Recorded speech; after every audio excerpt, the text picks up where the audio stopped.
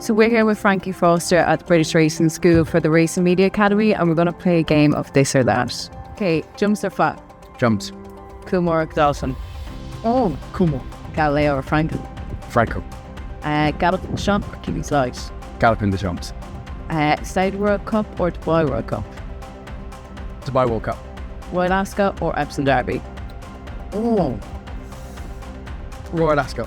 We're at the Racing Media Academy with Frankie Foster and we're doing a 4-question quiz. So our first question is, how many times has Willie Mullins won the Great Ancient Grand Prix? God.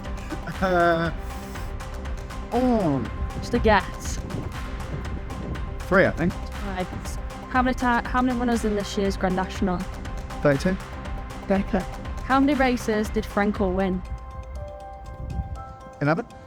14. And last one, how many British race courses are there? Oh, God, I should know this because I've got one of those maps that you tick them off. 52. No. Ah.